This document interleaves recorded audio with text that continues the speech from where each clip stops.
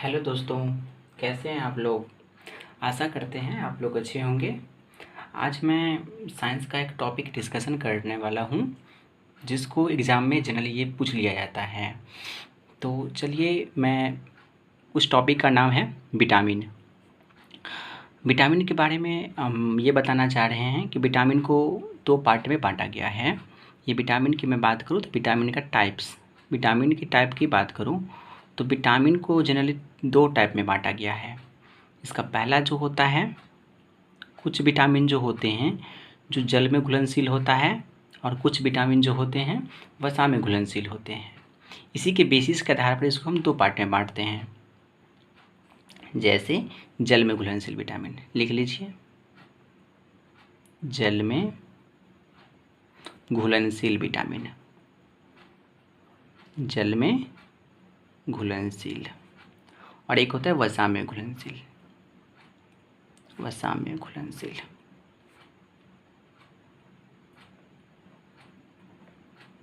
तो विटामिन को हम दो टाइप में बांटे हैं, एक जो होता है जल में घुलनशील उसके आधार पर, और एक दूसरा जो वसा में घुलनशील होता है।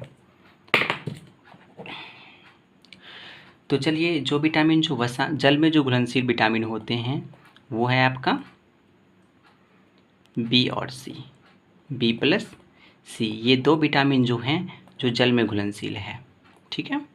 उसके बाद जो फैट में घुलनशील होता है, जिसको वसा मतलब फैट, फैट जो विटामिन फैट में घुलनशील है वो है आपका ए, डी, ई और के। बी के अलावा, बी और सी के अलावा जो विटामिन बच जाते हैं ए, डी, ई, के, वो आपका वसा में घुलनशील हो गया। ठीक है दोस्त। अब हम लोग एक और एग्ज़ाम में ये पूछ लिया तो जाता ही है कि कौन सी विटामिन किस में घुलनशील होता है। इन जनरल आज के टाइम में जितना भी कंपटीशन एग्ज़ाम होता है उसमें पूछ लिया जाता है कि विटामिन बी या विटामिन सी किस में घुलनशील होता है। इसके अलावा ए, डी, ई, के, ये सब विटामिन जो है ये किस में घुलनशील होता है, ठीक। और इसके अलावा एक चीज़ और पूछ लिया जाता है इन जनरल, जो कि उसका केमिकल नेम होता है कि किस विटामिन का क्या नाम होता है। तो चलिए, इसके लिए मैंने एक ट्रिक बनाया है, उसको देखिए। जैसे रथ एक टॉफ़ी, रथ एक टॉफ़ी। इससे आपको क्या होगा कि पूरे का पूरे जितना विटामिन है वो आपको याद हो जाएगा। देखिए, मैंने इसको एक ट्रिक के रूप में लिखा, ये ट्रिक है आपका। याद कैसे रखना है, तो इसके लिए जैसे रॉ से याद रखिएगा, रेटिनॉल, रॉ से रेटिनॉल। अभी जैसे बोल रहे हैं बस उसको याद रखिए। कौन क्या है मैं बाद में बताऊंगा। थॉ से हो गया आपका थायमीन, थॉ से थायमीन, थॉ से थायमीन। ए से एस्कॉर्बिक एसिड या एस्कॉर्बिक अम्ल भी कहते हैं, एस्कॉर्बिक अम्ल, एस्कॉर्बिक अम्ल, एस्कॉर्बिक अम्ल, ठीक है, एस्कॉर्बिक अम्ल। उसके बाद कॉ से जो होता है वो होता है आपका कैल्सीफिरॉल, कॉ से कैल्सीफिरॉल, कैल्सीफिरॉल, कैल्सीफेरॉल, फेरॉल, कैल्सीफेरॉल, ठीक है। और टॉ से याद रखना है आपको टोकोफेरॉल, टॉ से टोकोफेरॉल, टॉ से याद रखना है आपको टेकोफेरॉल, टेकोफेरॉल, टेकोफेरॉल, टॉ से टेकोफेरॉल। और फॉ से फिलोक्विनोन, फॉ से phylloquinone, phylloquinone, quinone, phylloquinone. Clear. इससे आपको क्या याद रखने में हेल्प होगा उसको अब देखिए। जैसे रॉ से रेटिनॉल, थॉ से थायमीन, ए से एस्कॉर्बिक एसिड, कॉ से कैल्सीफेरॉल, टॉ से टेकोफेरॉल, और फॉ से मतलब फी से फिलोक्विनोन। अब देखिए, रेटिनॉल जो है ना, रेटिनॉल विटामिन ए का केमिकल नेम होता है, vitamin A, vitamin A, thiamine vitamin B, ठीक है। उसके बाद एस्कॉर्बिक एसिड जो होता है या एस्कॉर्बिक अम्ल जो होता है विटामिन सी को हम कहते हैं, ठीक है। कैल्सीफेरॉल जो है विटामिन डी को कहते हैं, क्लियर। उसके बाद जैसे टेकोफेरॉल की बात करेंगे तो विटामिन ई को कहते हैं। उसके बाद विटामिन के को क्या कहते हैं, फिलोक्विनोन। विटामिन के को क्या कहते हैं, फिलोक्विनोन। अभी बस आपको इतना याद रखना है कि कौन से विटामिन का क्या केमिकल नेम होता है। तो ये केमिकल नेम होता है किस विटामिन का, तो मैंने नीचे में लिख दिया है, उसको आप एक बार पढ़ लीजिएगा और अच्छा से याद रहेगा। इसको याद रखने का बेस्ट तरीका जो होता है रथेक्टॉफी, बस इसको याद रखना है आपको, क्लियर। अब देखिए, अब मैं बताने वाला हूँ कि किस विटामिन के कारण कौन सा प्रॉब्लम होता है या कौन सी विटामिन में क्या मतलब कौन सी विटामिन के लिए हमको क्या यूज करना चाहिए, हाँ, क्या मतलब हमको खाना चाहिए जिससे हमको क्या होगा कि वो वाली प्रॉब्लम नहीं होगी जिस विटामिन के कारण आपको होता है। तो चलिए एक एक करके अब हम लोग देखते हैं। जैसे कि जैसे अब हम पहला जो विटामिन लेंगे विटामिन ए की बात करेंगे। विटामिन ए की मैं बात कर रहा हूँ, विटामिन ए को हम क्या नाम दिए हैं, रेटिनॉल। इसका केमिकल नेम क्या हो गया, रेटिनॉल। केमिकल नेम हो गया इसका रेटिनॉल। इसको याद रखना है, पूछ लिया जाता है एग्जाम में अक्सर, ठीक है। अब इसके कारण क्या क्या प्रॉब्लम होता है और ये किस में पाया जाता है, इसका सोर्स क्या है, तो देख लीजिए। विटामिन ए जो है बीटा कैरोटीन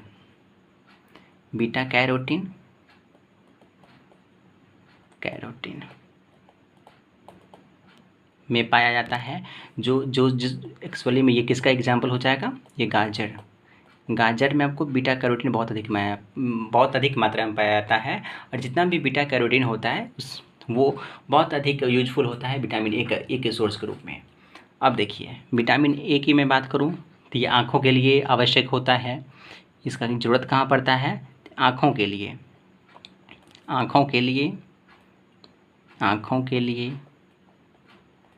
आवश्यक है। ये क्या है, आँखों के लिए आवश्यक। उसके बाद इसकी कमी के कारण क्या क्या प्रॉब्लम होता है उसको भी देख लीजिए। विटामिन ए के कमी के कारण क्या क्या प्रॉब्लम होता है, तो इसकी कमी से जनरली दो टाइप का प्रॉब्लम आता है। एक होता है रतौंधी, जिसको हम लोग क्या कहते हैं, नाइट ब्लाइंडनेस भी कहते हैं। नाइट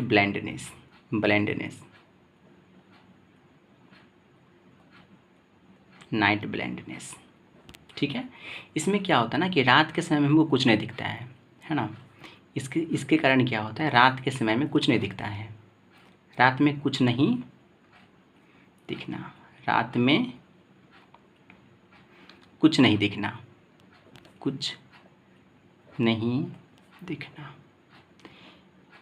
जब किसी को नाइट ब्लाइंडनेस हो जाता है मतलब रतौंधी हो जाएगा तो उसको रात के टाइम में बिल्कुल नहीं दिखता है, ठीक है। उसके बाद एक रोग जो होता है इसको कहते हैं जीरोफ्थैल्मिया। इसको कहते हैं जीरोफ्थैल्मिया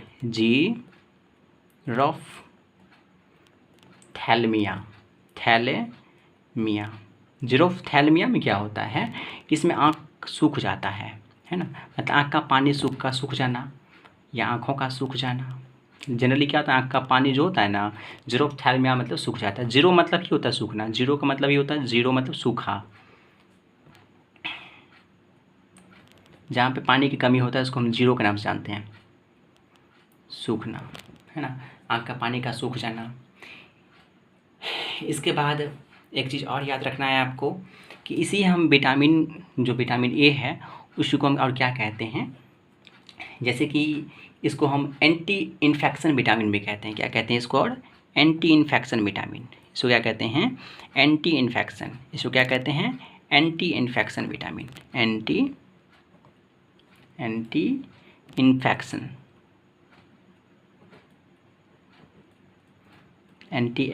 विटामिन भी कहते हैं। एंटी इन्फेक्शन विटामिन भी कहते हैं इसको, है मतलब संक्रमण रोधी विटामिन। इसको हिंदी में क्या कहेंगे, संक्रमण रोधी विटामिन, क्लियर। इसके बाद एक चीज़ और याद रखना है कि विटामिन ए का सबसे बेस्ट सोर्स जो होता है वो गोल्डन राइस होता है। गोल्डन राइस, ये सबसे अधिक मात्रा में पाया जाएगा गोल्डन राइस में, गोल्डन राइस में, जिसको क्या कहते हैं सुनहरा चावल, सुनहरा चावल, सुनहरा चावल सबसे अधिक मात्रा में पाया जाता है। मतलब विटामिन ए का बेस्ट सोर्स होता है गोल्डन राइस। ठीक है, इसके बाद याद रखना है कि ये विटामिन ए जो होता है, विटामिन ए जो है इसका संश्लेषण कहाँ पे होता है, कभी कभी यही पूछ लेता है इसका संश्लेषण, संश्लेषण, इसका संश्लेषण कहाँ पे होता है, तो इसका संश्लेषण आपको लीवर में होता है, लीवर, लीवर जिसको यकृत कहते हैं। ठीक है दोस्त, इतना चीज़ को आपको याद रखना है कि इसका संश्लेषण कहाँ पे होता है, इसका ये सब, इसका सबसे बेस्ट सोर्स क्या होता है, गाजर होता है और एक गोल्डन राइस होता है। इसके बाद ये आँखों के लिए क्या होता है, बहुत आवश्यक होता है। कमी, इसकी कमी के कारण 2 रोग होते हैं, एक रतौंधी, एक जीरोप्थैल्मिया। ठीक है, अब हम लोग विटामिन ए के बाद विटामिन सी को पढ़ते हैं, क्योंकि विटामिन बी को मैं एक अलग से बता दूंगा, क्योंकि ये विटामिन बी कॉम्प्लेक्स हो जाता है। ठीक है ना, इसमें बहुत सारे विटामिन हो जाते हैं, इसलिए मैं उसको एक अलग से अलग से वीडियो डाल दूंगा मैं। ठीक है, अब विटामिन सी को देख लीजिए। विटामिन सी को हम क्या कहते हैं, एस्कॉर्बिक एसिड, इसका केमिकल नेम क्या हो जाता है, ascorbic acid, ascorbic, sorry, ascorbic, इसको क्या कहते हैं, एस्कॉर्बिक अम्ल। ठीक है, इसको याद रखना है आपको, एस्कॉर्बिक अम्ल।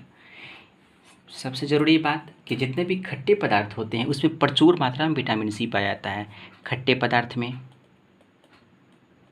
खट्टे पदार्थ, जितने भी खट्टे पदार्थ होते हैं उसमें विटामिन सी प्रचुर मात्रा में पाया जाता है, खट्टे पदार्थ में। तो खट्टे पदार्थ में जैसे आपको आ जाएगा कि इसके लिए हम एग्जांपल लिखते रहे, इसके लिए बेस्ट एग्जांपल जैसे आ जाएगा आपको, सबसे अच्छा जो पाया जाता है ना सबसे अधिक मात्रा में, वो आंवला। विटामिन सी का सबसे बेस्ट सोर्स क्या होता है, आंवला। उसके बाद नींबू, उसके बाद नींबू। और एक चीज़ याद रखना है, ये मिर्च में भी पाया जाता है। मिर्च में भी कभी कभी पूछ लिया जाता है कि मिर्च में कौन सा विटामिन पाया जाता है, तो मिर्च में कौन सा विटामिन होता है, मिर्च में होता है आपको विटामिन सी।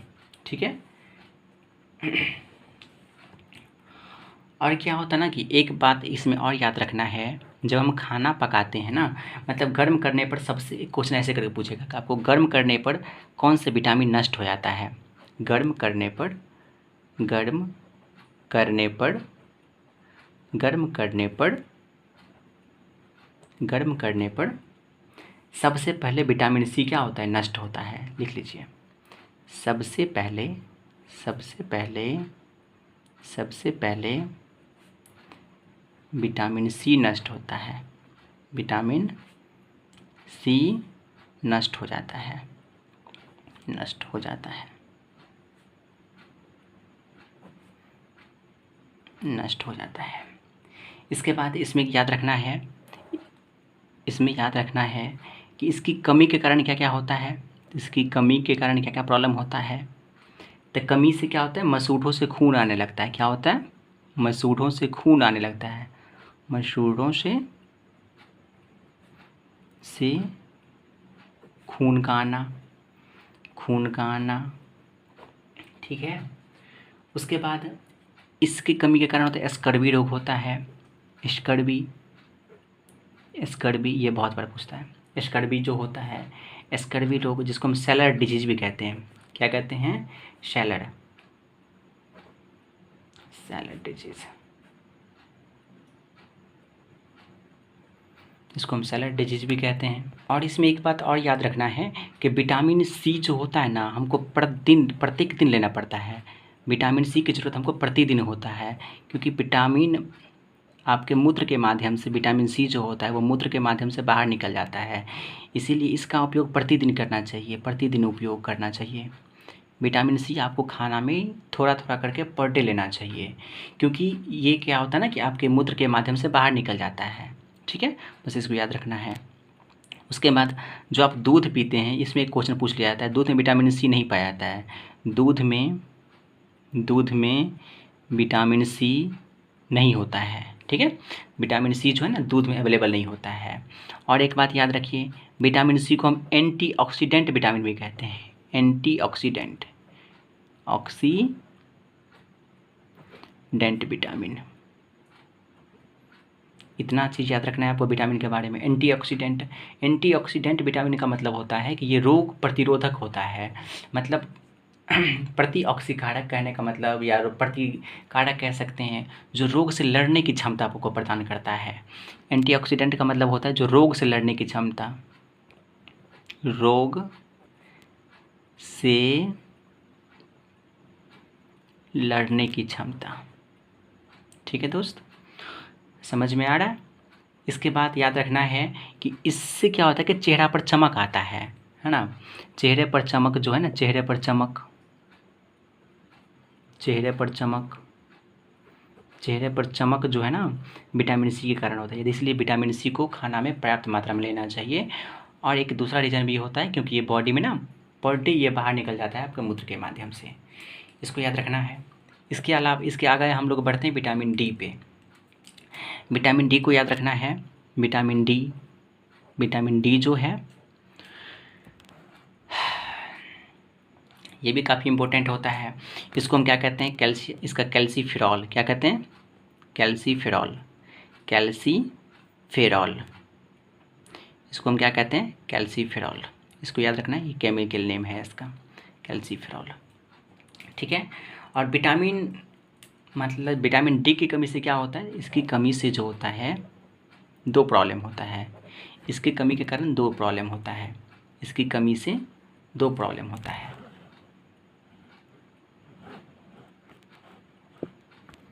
कौन कौन, तो आपको याद रखना है इसकी कमी से दो रोग होते हैं, दो रोग। तो ये कौन कौन होता है, इसको याद रखिए। दो रोग होता है, पहला जो होता है एक रिकेट्स, एक दूसरा होता है ऑस्टियो, उसको मलेशिया कहते हैं। एक रिकेट्स होता है, एक रिकेट्स, रिकेट्स ये आपको याद रखना है। एक होता है ऑस्टियो मलेशिया, ऑस्टियो मलेशिया।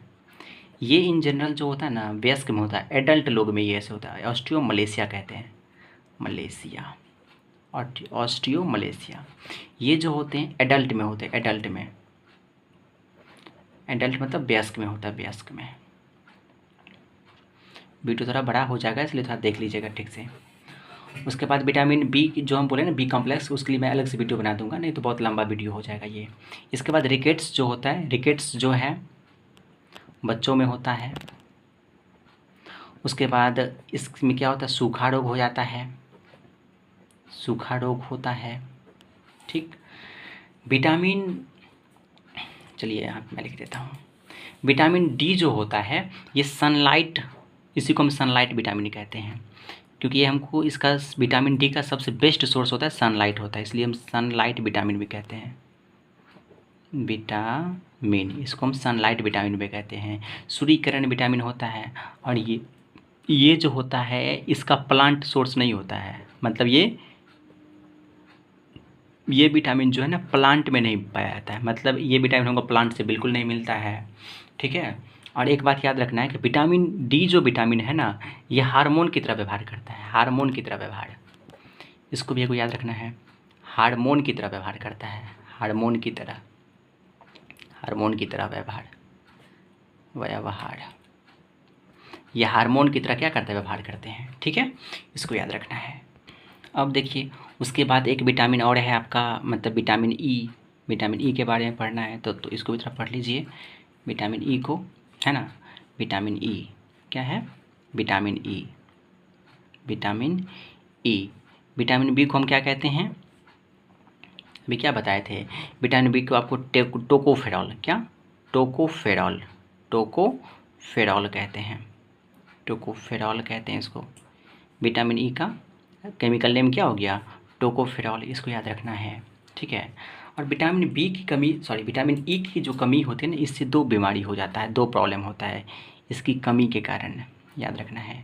इसकी कमी से क्या होता है, एक इनफर्टिलिटी, जिसको बांझापन कहते हैं, बांझपन, बांझपन, है ना, इसी को कहते हैं इनफर्टिलिटी कहते हैं।